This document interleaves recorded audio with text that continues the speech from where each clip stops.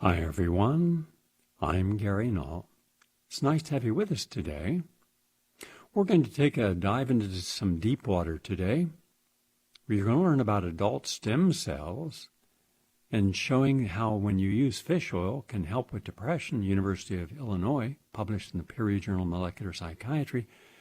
But beyond the health and nutrition today, I'm going to share my own views of how to deal with some of the crises we're having without tearing society apart. We need unity, not divisiveness. And yet there's so many hidden interests and the deep state's interest in keeping people divided, where everything today now is about racism. For 3 years it was about Russia.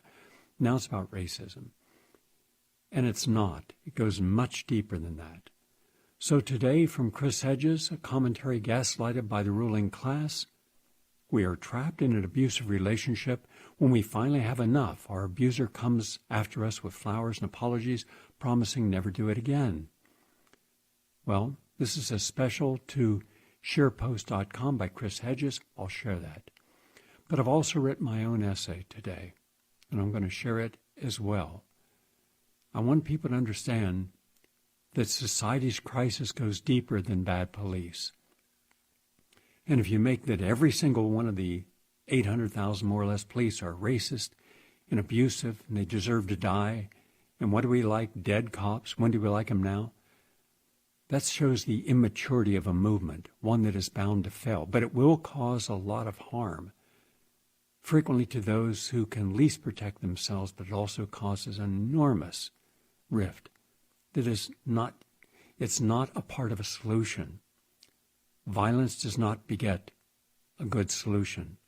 If only we had a real Martin Luther King today, or for that matter, Malcolm X.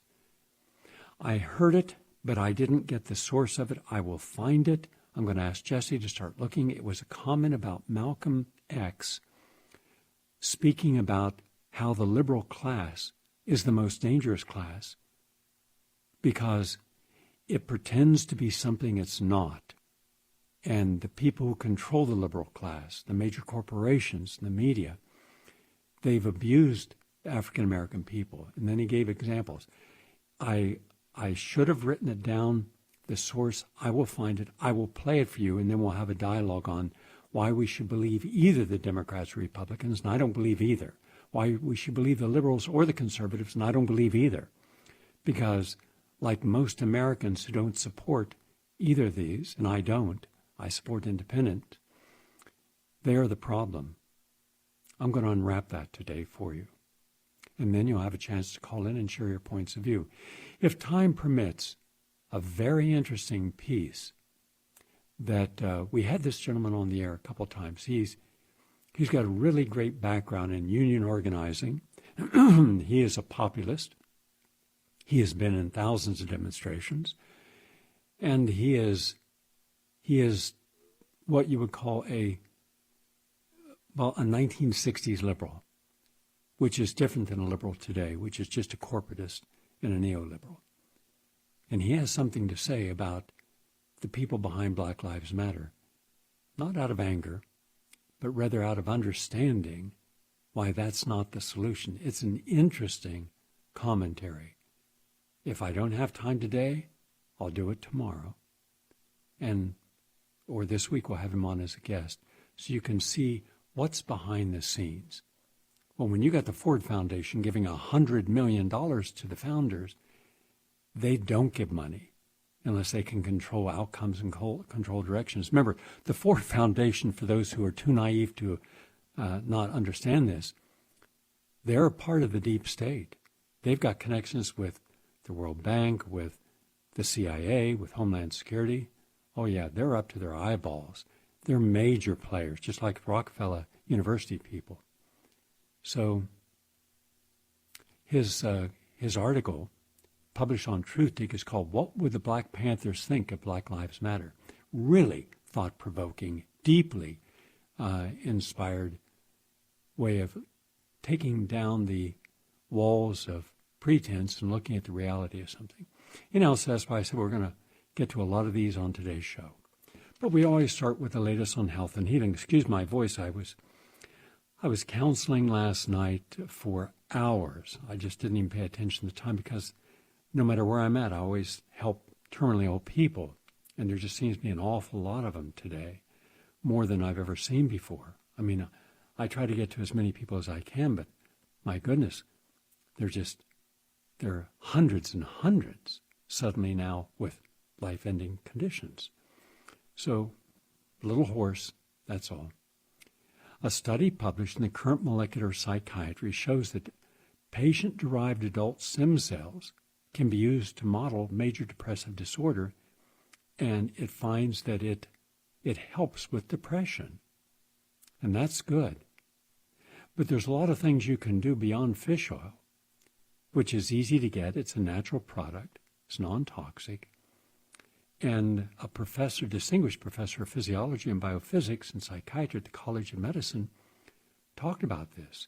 So they're not saying, well, you can't change your behavior. You can, but they used these cells, and that helped people with depression. Now, here's what we found. That's good. I'm glad they did that. But we took a group of people, everyone to get into the study had to qualify by having medical proof, meaning letters from their psychiatrist or psychologist. They had been clinically depressed at a high-end stage, meaning they were able to function but not well. Many had been homebound. Many were lonely and desperate. We could hold 500 people in the auditorium. It was a church at 86th Street and West End Avenue. And we met every week for 3 months. And we kept the whole 500 people the whole time. Now, that's rare. Normally, after people see that this is a serious clinical study and you've got to do your homework, you don't get back into the door the next week, and we mean it. We had a group of nurses and physicians at the door, and when people streamed in, where's your homework? Oh, I didn't do it. Sorry. Go home and do it, then come back next week. So then everybody started realizing, yeah, I got to be responsible. I'm just not going to come in here, Gary, do some talking. So it's what you do with that information. Well, the first thing we did a detoxification, meaning we eliminated all toxins, every toxicant within a person's diet, meaning all meats, all dairy, all fish, all wheat, all alcohol, caffeine, all deep-fried foods, and they went on a living foods diet. That was the first thing. They juiced, high levels of juice, especially the green juices, that chelate out heavy metals, and that helped. Then we worked on the liver and the kidneys, and that made a big difference. And then by week 4, we spent the rest of the time, the whole summer, on behavior. Changing perception changes your reality, change your reality, and therefore you can make quantum change. At the end of it, every person on day 1 had to get up in front of a camera, give their name, age, and what their symptoms were. On the last day, they had to do the same thing. So then we have a split screen. I haven't even edited this stuff yet. It's one of those, I've done so much filming and so much studies, I got to catch up on myself. But the results were that we had a 93% complete reversal or gross improvement to the point where a person no longer felt depressed. We followed it up at 6 months and a year. It maintained itself because the people went home motivated and inspired with new tools of behavior, no longer feeling self-deprecation, no longer feeling sorry for themselves, no longer feeling that somehow they were a victim. And no matter what their earlier victimization was, you got to get beyond that. You have to have something as Viktor Frankl, by the way, who in my opinion is one of the greatest minds of the 20th century, bar none. He was a physician. He was in 5 concentration camps, and it was his observations as a young boy that the people who survived the concentration camps were the ones who had something to live for that was greater than the pain and the scourge of abuse that they were tolerating at that moment.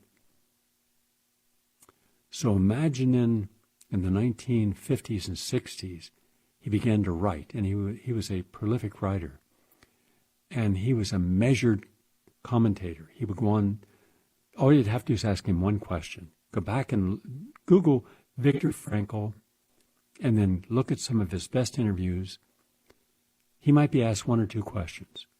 He would then unfold the story of what prevents people from self-actualization.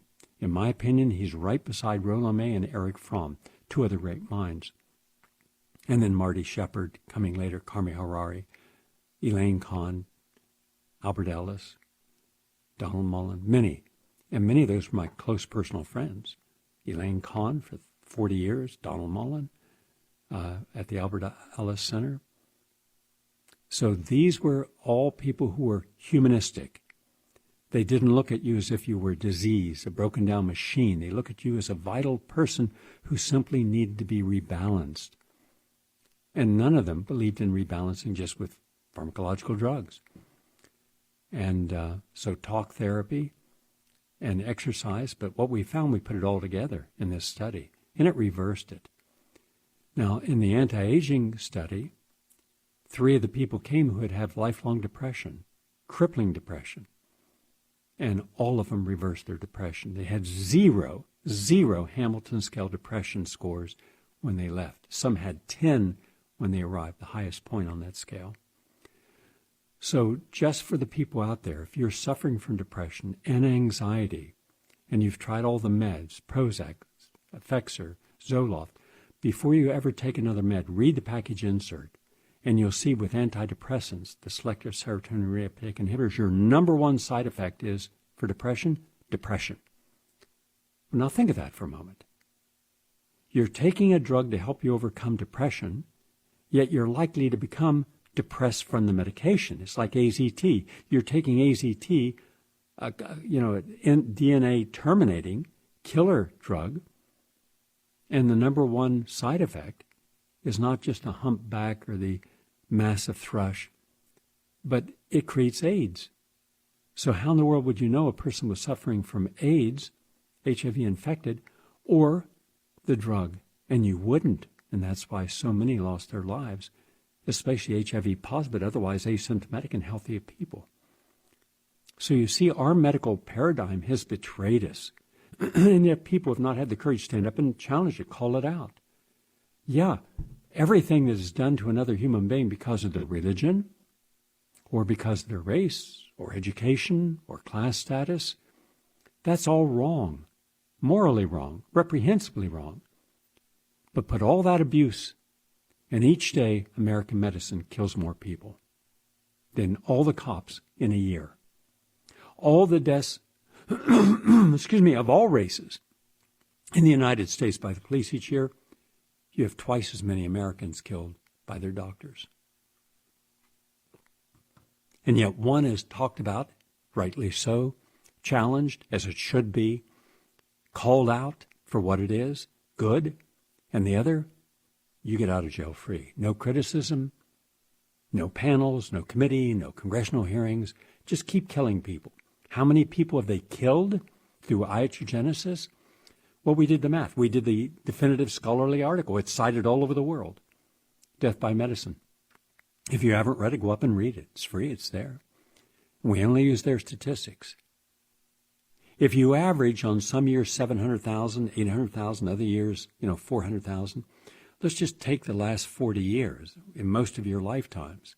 Since most of the people listening right now, since you were born, that's 20 million Americans. 20 million Americans is a massive genocide. Now you're up there with Stalin. You're up there with Mao. You're up there with total casualties, less than in Germany. You really go far beyond Pol Pot and his killing fields. Not a word. And yet it's acknowledged. The AMA acknowledged it. But nothing done. No criticism.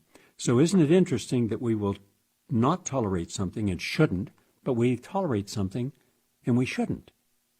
So isn't it time that we just pull back from everything and start looking for the truth? So I'm glad they did this study with fish oil. Why don't they read the peer-reviewed published article I did on reversing depression, and so they could get up to date? But they're not going to, because that's not the way science, universities, or medicine, my God, they're like dinosaurs intellectually. They're just stupid to the bone. That's unfortunate, because it doesn't mean they're not nice people.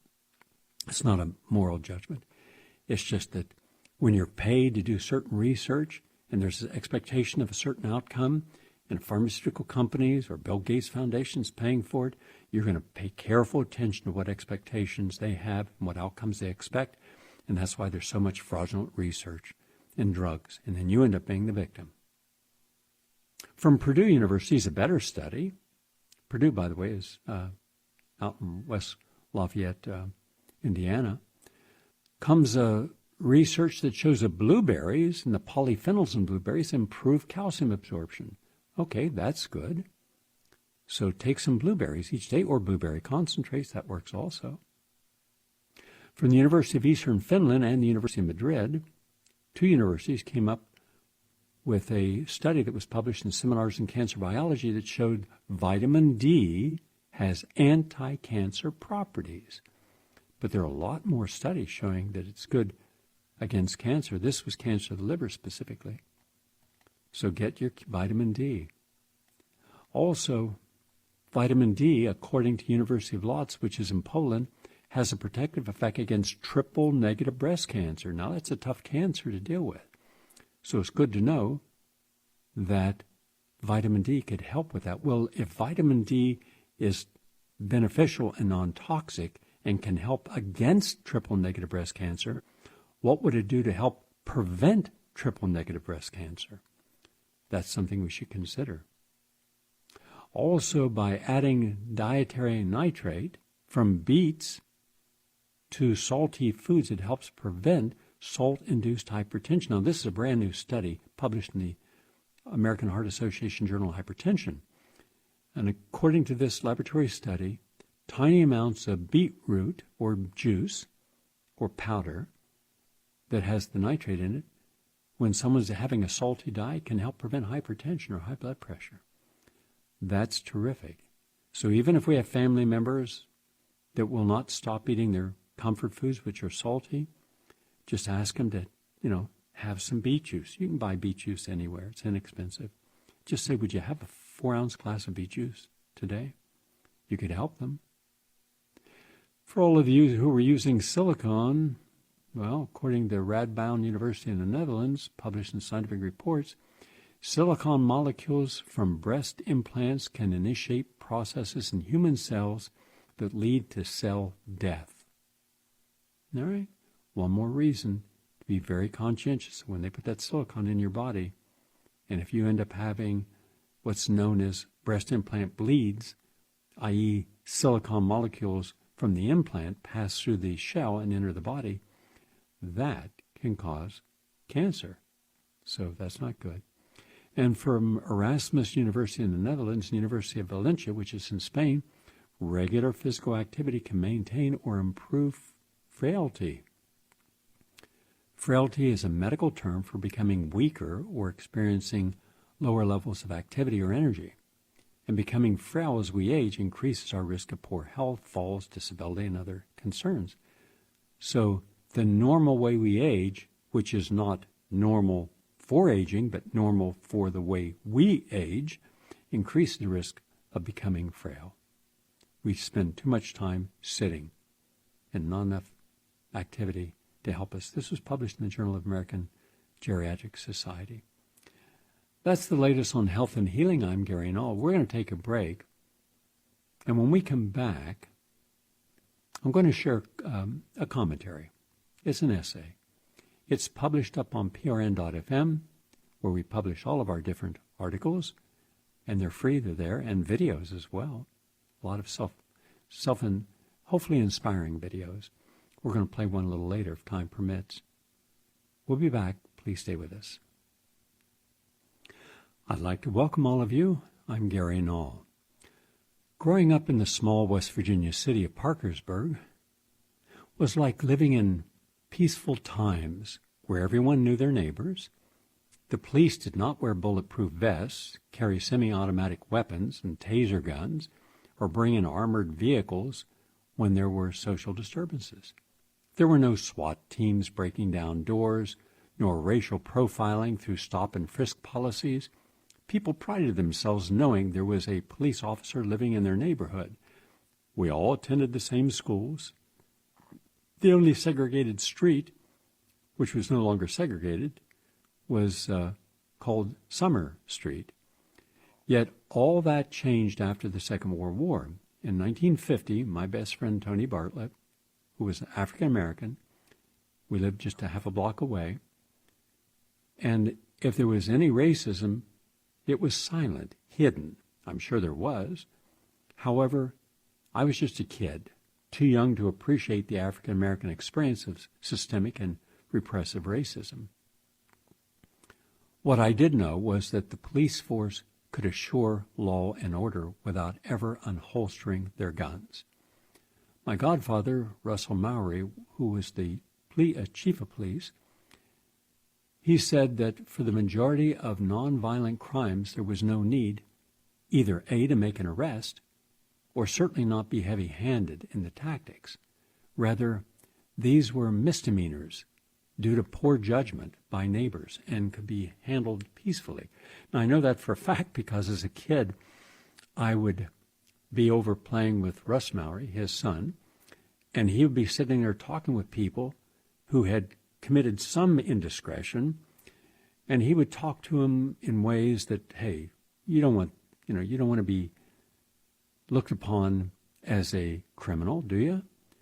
So I'm not going to arrest you, but I want you to go do this for this person. Now, whatever person's skills were, then he would have them go help another person who needed help, generally someone who was poor in the community. We were all working class people, but he had a long history, as did other people, of not wanting to cause a person to be, in effect, viewed upon as that rotten apple, because there were always those people that way, they don't fall from the tree, and therefore you're blaming the father, the mother, the whole family, and casting a negative shadow on people who merely had someone who acted out inappropriately.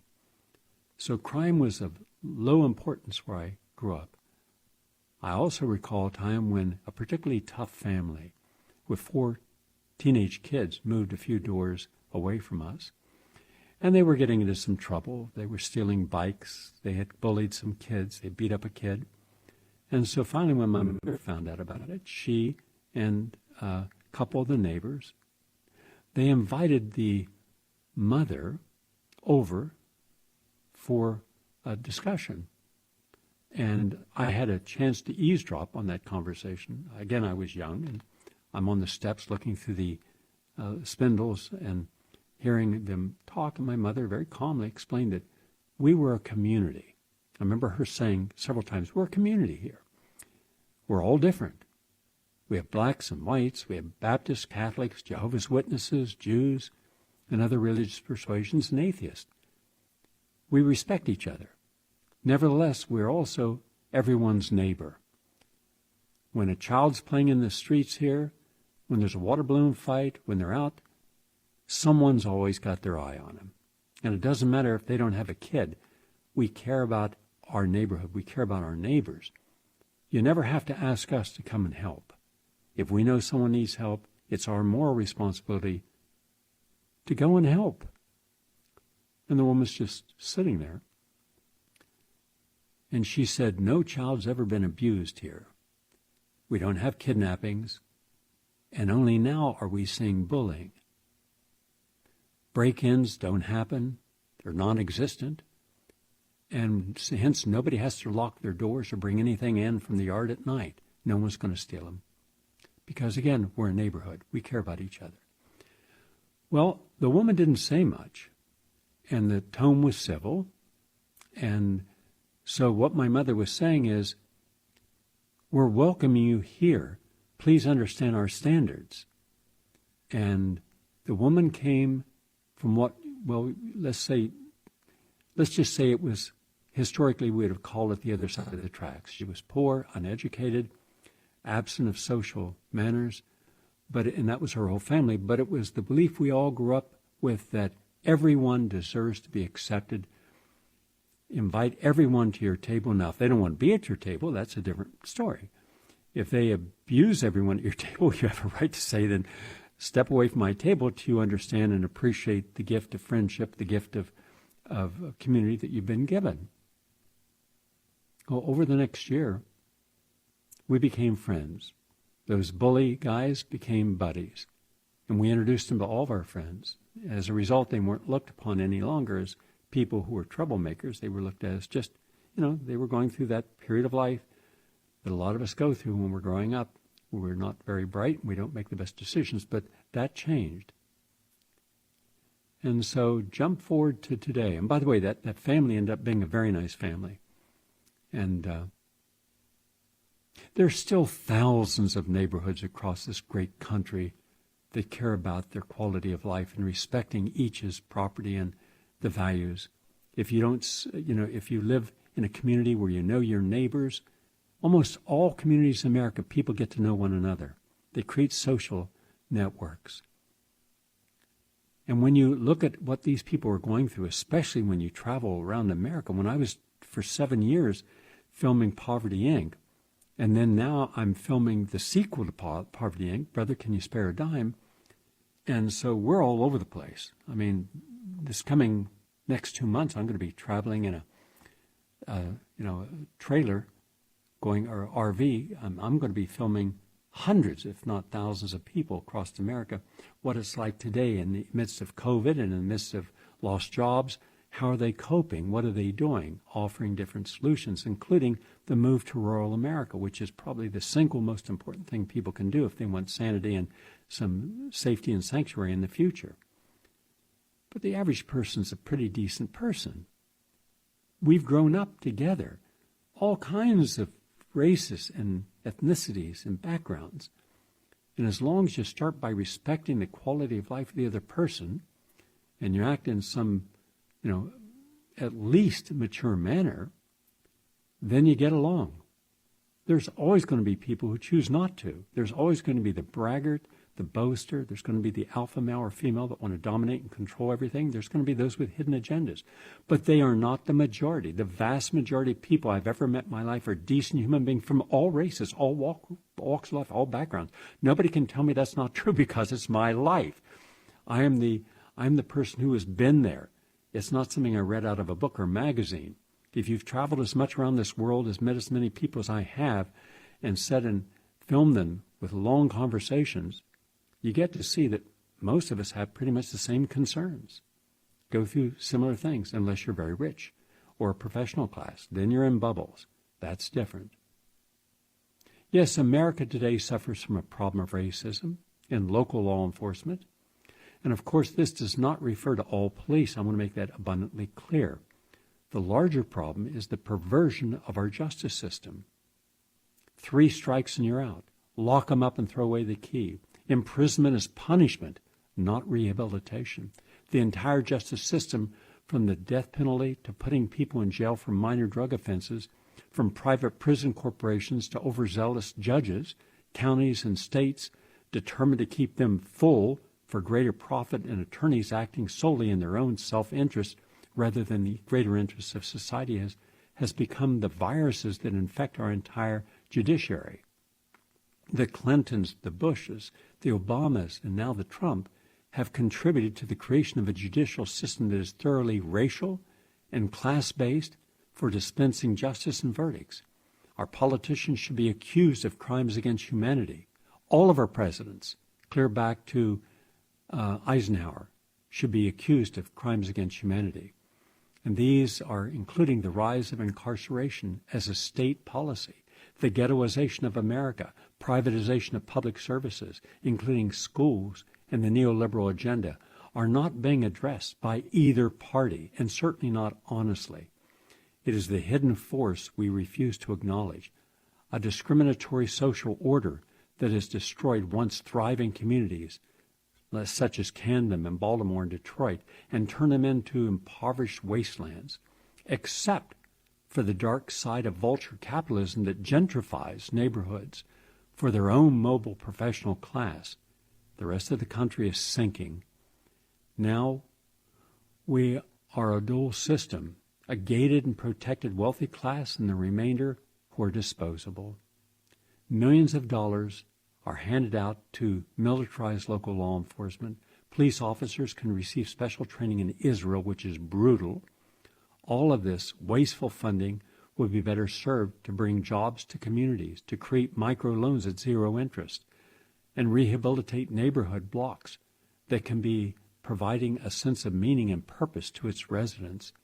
In effect, everything our government and federal agencies touches turns sour, leading to high unemployment, the closing of factories and offshoring of jobs, to deep social angst, and as a result, different people handle it differently. Some rely upon gangs. Some rely upon selling drugs. How many people have ever been arrested who were selling drugs where a lot of the money that they got from selling drugs went to their mothers or fathers to pay for rent? We never ask these questions. Why would people engage in violence? Why would people do self-destructive things? Well, how about the people who have jobs, who don't have to worry about, are they going to have their next meal? Do they have a safe place to live? Do they have a good quality community? Can they go out and play without being beaten up or robbed? What if all Americans had that privilege? What if we didn't have a ruling class that decided it was more important to make extra money beyond what they could even spend in a billionaire class by becoming equity partners?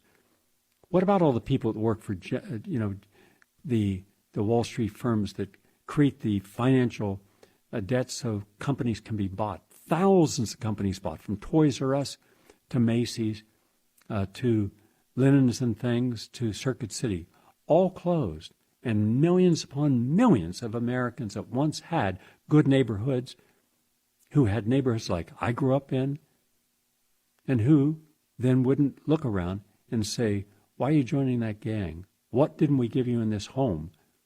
What didn't your community give you that you feel you have to act out in such a way? We're not even asking those questions. We either become a victim class, in which case we justify anything we do, or we become so filled with hubris and indifference that we start to sequester our energy instead of participating in social change that could bring back a heartbeat to these communities. We could change every community in America. We could make it thrive again. We wouldn't have to do the foolish notion of gentrification, which takes poor people and pushes them wherever they can be pushed, so that upper middle class people, the new wealth class, can have a place to stay and shops to shop in and gourmet restaurants to eat in. That just creates additional disparity. So as a result, in Baltimore, you have to drive through the ghettos to get to the nice places. In Detroit, the same way. To go over on the river, you have to drive through the ghettos. In West Palm Beach, is 2 miles of ghetto to get to Palm Beach. So you have this enormous disparity. And this isn't by natural means. This is an artificial construct of neoliberal policies, and that's where your Clintons, and that's where your Bushes, and that's where your Obamas, and that's where your Trump go to mix and mingle. You didn't see Obama going into the ghetto of Washington, D.C. to live. You didn't know. They went with a $13 million, more or less, mansion up in Martha's Vineyard. They're socializing with the people that gave them money, the Clintons, all these powerful people, not just the presidents, but all the retainers and sycophants around them. They don't care about you. They don't care about the unions. They lie about everything. They're pathological. They're sociopathic. And yet the media protects them. So the media creates the discourse. The media creates the talking points. The media justifies violence, rage, and negative outcome. And anything that stands in the way of that, like a positive voice, like a Chris Hedges, is denounced. And so it's just further division. It's an artificial battle being waged because they want a political outcome. And if they couldn't get it one way, they'll get it another way. So the anger young people feel today is substantially different than that experienced by we boomers when we were growing up. First, we did not suffer the kind of privations our parents did during the Great Depression and World War II. The average person was imbued with a sense of family values, community service, and character development. There were also resilient support systems within society. Today, woke boomers and the remaining survivors of the Great Depression look upon our government, corporate elite, institutions, and the media with a sense of betrayal. We feel the downtrodden and dispossessed, the millions of Americans who live paycheck to paycheck, and the 1 in 5 hungry, homeless children. Do they not count? In my world, they do. Everybody's life is sacred in my world, until you prove otherwise. Well, what happens if you start by showing respect and giving dignity and love to all people? What if you don't see them by their class or degree or wealth, ethnicity? What if you just see them as a soul? Then you can't harm them. You can't betray them. You can't profile them. You can't abuse them. Why aren't we at that level of conversation? Why has everything been captured by small political elitists and then use it as a hammer to bash everyone? Until you've been in everyone's home of all ethnicities, until you've gone to little Italy and Chinatown and Little Korea and the Indian section on Lexington Avenue in the 20s, until you've gone to Appalachia, until you've gone to all the white communities and know what it's like to be them, to see their lives and what they've suffered through, what right do you have to condemn them? You don't. That is the height of a warped ego. And it then means that you're creating an other versus us. We are right, and if you don't align with us, you're wrong, and we must demonize you. That only leads to further conflict. It doesn't heal. You don't heal by bashing people, trashing people, denigrating people. You heal by conciliation and understanding how much we have in common and look at who's playing us. Who's playing everybody? The left and the right are. Who controls the left and the right? The neoliberalists. Who are they? Well, look at the CIA and look at the Homeland Security and look at the banks and look at the big pharmaceutical companies and look at the energy cartels and look at the Walmarts and look at the major chains. Who owns these? That's who the enemy is. Not your next door neighbor. It was interesting because where I grew up, there was a family named Smiths, and they lived a block away. They were the police, and he would go around to people's homes, and then on Sunday in Bible school, and he would ask people, any problems, anything you need help with. And he would come there out of uniform and help you. I don't care what your needs were. And everyone was happy to know that we had one living in our neighborhood. And that was the way it was where I grew up. And that's the way it could be again if we only hired police from a neighborhood, and if they didn't wear an armored vest and they just dressed as if they were peacekeepers. And they went into the neighborhoods because that's where they came from, and they spoke with people daily. That would be their job. Walk the beat and talk with people and say, I'm here to see what's wrong and what can I do to make it right? How can we help make this a better community, a safer community, a more viable community? Why are we afraid to do that? Because who would profit from it? Who do you think profits from all of the guns and tasers and vests and armor carriers? Everyone who profits has lobbyists, and the lobbyists control the local politicians, the community boards. They control so much.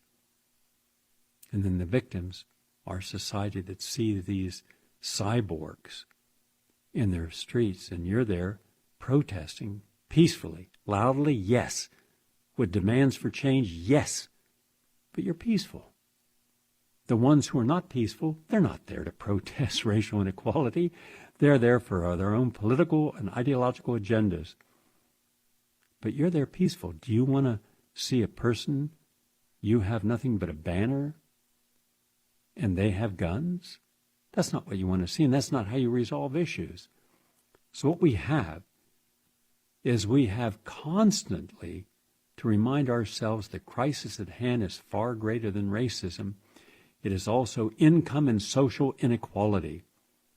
Neoliberal vultures that feed on the suffering of ill health of the masses is the real enemy, who exploit the trust of others to gain power and use that power against us. Our entire social system and institutions are guilty as charged. Boycotts must begin against the mainstream media and all of our major financial institutions. Stop using their banks. Stop listening to their media. They lie. They manipulate. You don't have an honest journalist in any of these media. They all lie. Politicians and policymakers need to be held accountable. Throw them all out of office. I mean, all of them. Tell them all to go to hell and find someone, a local person that has ethics, morality, and who will not be compromised. Remove all these bastards. And I mean all of them. Every single politician at the state, local, community boards, not the community boards, but the city councils. You talk about a corrupt group of people. Look at New York City's city council. Then see what rights you have as a small business person against the power of the landlords who have a stranglehold on all businesses. That didn't happen by accident. The state politicians capitulated, the governors capitulated, and the council capitulated, and the mayors capitulated. They don't represent you. They've never represented you. So throw the bastards out. We need legislators who are not beholden to any corporate interest that compromises their judgment. When we stop buying into the neoliberal lies, an oligarchical control slips away. If anyone wonders why the nation is so angry, screaming and protesting, it is because the failed neoliberal experiment, the culture of political nepotism, a captured and biased media, and a thoroughly corrupt judiciary has created this horror show. From the U.S. State Department, the Justice Department, the CIA, the FBI, it is all corrupt, not just the 1%. It is 99% corrupt because they all have been engaged in this for decades and gotten away with it. And it's only now that they're showing their hand because they feel they can. Just like the last 3 years, every single day, Adam Schiff and all these dancing clowns, these freaks of nature, were on CNN, a despicable station, and MSNBC and Fox, and all of them said the same thing. We have the proof. What did we just find out 3 weeks ago? They didn't. They lied. Because in secret testimony, under the House Intelligence Committee, under oath, not a single one said that they had any proof of Russian collusion. Not a single one. Now they've been brought in again, but this time not in secret, in public hearings, and they've reaffirmed they had no evidence whatsoever. Then we were played by everybody because it was a coup. Now, I don't like Donald Trump for all the reasons I've stated on 100 occasions. But I like a coup less by the people in power, because then we would never know how bad things were. At least now, this clown, he can't do a single thing right. He's a functional illiterate. But you have very smart people who want that control, because then they just gain more power for themselves, and you have no authority over your own life. They have 100% authority. Remember search and seizure? Remember asset forfeiture? Billions of dollars a year stolen by the police under Obama and Eric Holder. Did they change it? No. National Defense Authorization Act, where they can arrest you and kill you. No trial. The President of the United States has the authority to say you die today. But what if I'm innocent? We don't care if you're innocent. Where's my accuser? You won't know your accuser. Where's my evidence? Let me present my defense. You have no defense. That's how draconian that law is. I've read it. You read it for yourself. Why didn't anyone challenge it? Why didn't any members of the legislature challenge it? Why do they keep reinforcing and voting for the Patriot Act, including Bernie Sanders and these other clowns? Because they know that the public has removed themselves from any scholarship or investigation of the truth of anything. We are more likely to vote for someone by how they look than the quality of their character and what they've done to show that they care about the people. So that's what we have to do so that we don't limit our anger and screaming and protesting to just race. Pull back far enough. And the reason we have race issues is because we have the wrong justice system, the wrong policing system, the wrong training system. We have the wrong economic system. We have vulture capitalism that will eat your heart out. And that's why we have poverty, massive poverty of all races. What can you say to a child that leaves school and has no home to go back to, and that day will not have enough food and will go to bed hungry? And there's 17 million of those kids. Do they not count? They should, shouldn't they? Your thoughts, 888-874-4888. My article, Society's Crisis, goes deeper than bad police. And let me give you the number. You call in at 888-874-4888. We're going to take a break and come right back. Please stay with us. Tomorrow, the man behind Lancetgate, a breaking science scandal of global ramifications, Dr. James Todaro, medical doctor.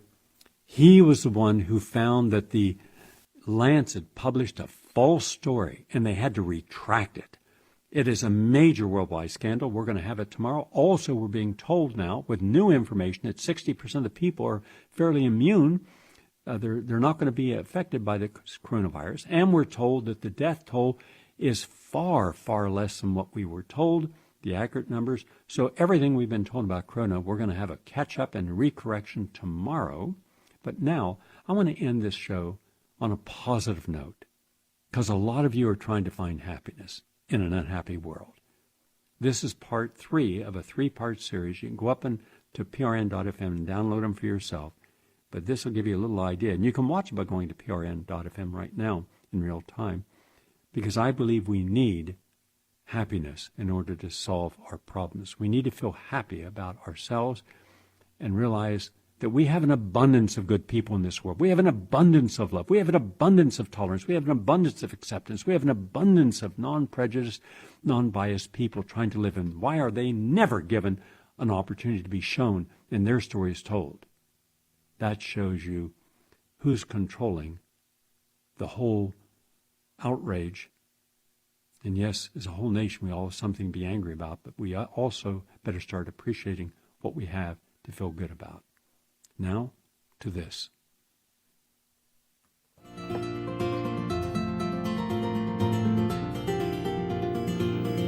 Hi, everyone. I'm Gary Null, and I'd like to welcome you to a continuing part of our series on self-empowerment. Today, the topic is how to find happiness in an unhappy world.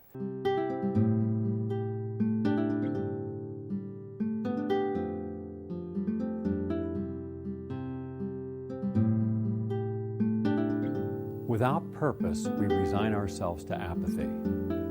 So a part of happiness is having purpose, a constructive, positive purpose in our lives.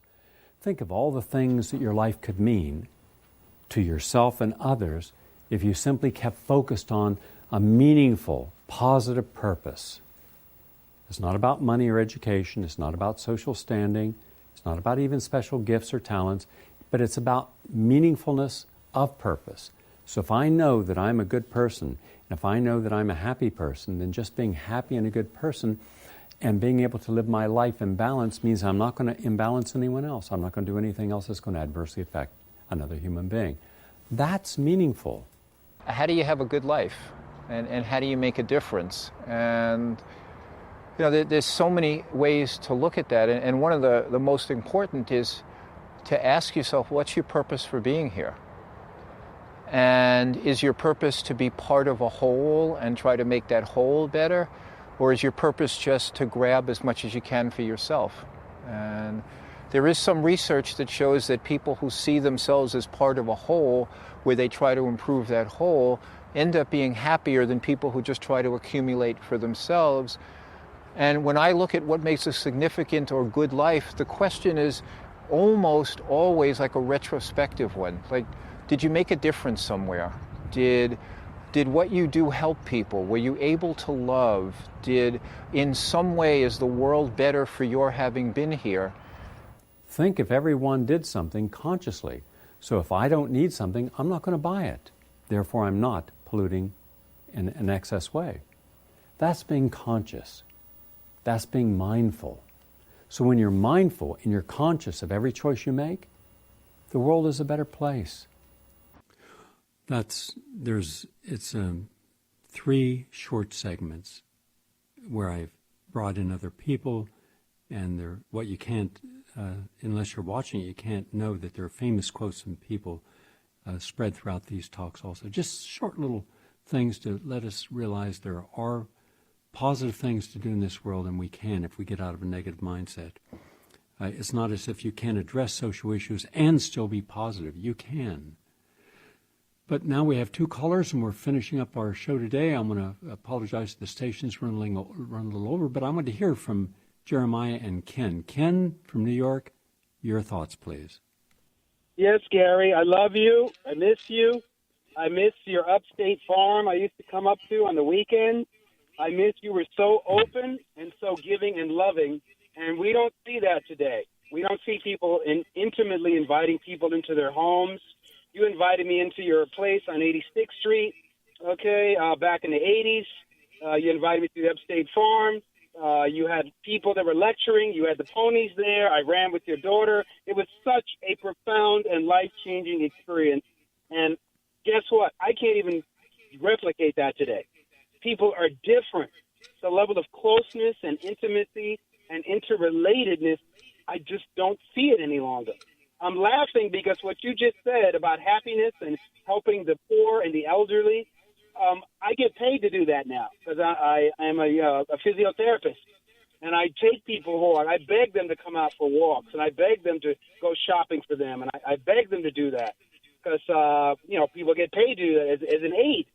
However, I do it for free for people because they need that more than just a business relationship with someone that's getting paid to provide them with amenities and services. So you were absolutely dead on, Gary. I remember in the book, what's his name had, the Zen and the Art of Motorcycle Maintenance. I remember the author referred to what he called chautauquas. Chautauquas, they would, where they would, during the late 18th century, they would come in a tent and you'd have speakers and pastors and thinkers, out in the rural communities. And they would make, they would bake pies and cakes and so forth. And that tent would be there, or that number of tents would be there for weeks on end. And that's how people in the rural communities got new information. That's how they were educated, because there was no television. You only had books at that time. And I miss those conferences you used to have. I miss those people that you used to have. There are things that I remember, Gary, that first weekend I went up to your place upstate. They were just life-changing. You had the sauna that was there. You had no television there. I loved it. And it was just such a beautiful environment that was healing. Because then I was working on Wall Street. I was working for American Express, and the intensity of the work and the push. So it was coming up to your farm upstate was a restorative experience. And I want to thank you for it. Ken, we're out of time, and I still want to speak with Jeremiah real quick. But understand something, that still exists today. I've had since then over 500 homeless people I've invited into my homes and helped them. Hopefully most of them were able to reenter society with a sense of integrity and dignity and get back into work. And I'm working right now on an intentional community down in Texas. It's happening as we speak, where people can come together with other like-minded people and laugh and have joy and work on projects for themselves. The future is we. So yes. The future is we, and it's happening. More on that on an upcoming show. But thank you, Ken, for calling in. Jeremiah, I'm sorry we have very little time, but please, I want you to have a chance to have your say-so. Thank you, Gary. You are on fire today, by the way. But I just wanted to say, from a community perspective, I live in Harlem, and I was just walking down Adam Clayton Powell Boulevard just last night, and there was a huge gathering of police. They were like in little clusters of 5 to 7 cops. And meanwhile, they're just not engaged in the community around them. There's people on the adjacent avenue launching firecrackers and keeping people up till after 1 a.m, and they don't intervene at any point. But we're hemorrhaging money as a city on 125th Street and Adam Clayton Powell, with cops just literally standing around doing nothing, chatting with each other while they're on their cell phones. So, I just think the snuff movies that the police are creating that horrify the nation, we talk about that, and then we never get an opportunity to talk about the absurdities that we see in just day-to-day policing and just their poor protocol or lack of protocol. You are correct, but there are solutions. Now we have to put our energy onto solutions. Remember what I said? The only police should be hired come from the neighborhood and stay in the neighborhood and are not going up there with any kind of armaments so nobody feels threatened by them, and they're there as peace officers to stop problems, to relate with people, because when people have someone they can talk with to talk about their problems, not just a call 911, then you can have an opportunity for solutions. Then you put buildings up there. You repurpose buildings. You have a drug rehab center. You have a gang rehab center. You have a senior citizen center. You have a center for progress. You have a center, a whole block or 2 blocks or 10 blocks of new businesses that are based on microloans, so everyone who has a good idea has a chance to see that idea manifest, where the government is not is actually giving them an opportunity, and landlords are not destroying them. There's so many good things we can do if we join together to do it. All right, we have to have our voices heard. Those of us. I don't apologize for coming from the teachings of Martin Luther King and Gandhi and Malcolm X. I don't apologize for people who believe that, yes, we're going to be faced with a lot of torrents of criticism for wanting to do things in a peaceful way. But I see progress from peace and love. Love your neighbor, even if you don't understand them. How are you going to understand someone of a different culture, different race, different class, different educational basis, unless you have the patience to sit and talk with that person to see what it's like to be in their shoes? We need more compassion. We need more empathy. We need more love. We need to see abundance in character given to people who may not have experienced in their life, maybe abuse and neglect and fear and profiling. We need to show those people that there is a better world, because we're not all against the change. We're for positive change. Jeremiah, thank you very much for calling, and I appreciate it. I'm sorry, we're out of time, everyone. Utrice Lead coming at you right now, and Utrice deals with these issues every single day. Go clear back. Maybe, Utrice, you could take a few moments at some point in your program to talk about what you did with the Sun publication that you were the founder of, and how you were a voice of reason for those oppressed minorities, and how you were there to help guide the efforts to make people more aware of what they were dealing with. They were dealing with real human beings who needed help and understanding, and not marginalized or commodified. Have a nice day, everyone.